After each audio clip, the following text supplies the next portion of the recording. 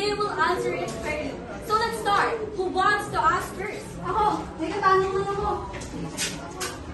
Ano po ba mga plataforma ninyo sa paano nyo ito nagtatanggal?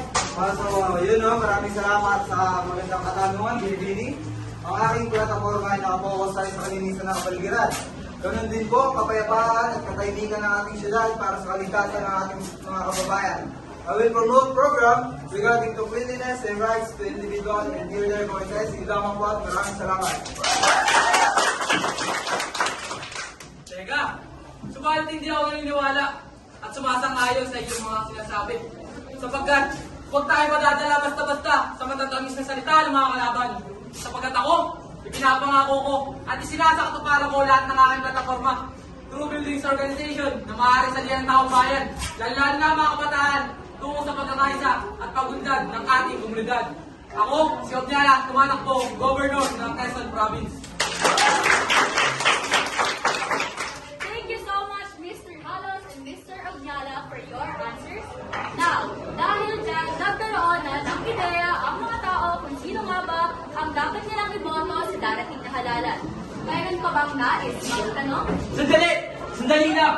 Gusto kong malaman kung sino pumatay sa tatay kong gwardiya. Ano? Ang gwardiya ba kamo nakamamatay nitong nakarang araw lamang? Oo! Pinatay siya! Gusto kong malaman kung sino pumatay sa kanya! Ba't hindi mo itanong sa kabilang partido? Oo, Manid. Ngunit under investigation pa ang kaso mo yan at wala akong patunay kasi na talagang bumatay si Guard. Ikaw! Ikaw! Wala kayo kwenta! Huwag mo na ulit-ulitin ang iskandalong yon.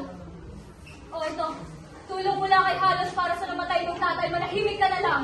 Pera? Kublitan mo rin ang namatay kong tatay! Huwag ka na magtanong! Di ba nandun ka? Bitawan mo ako! Dito ba?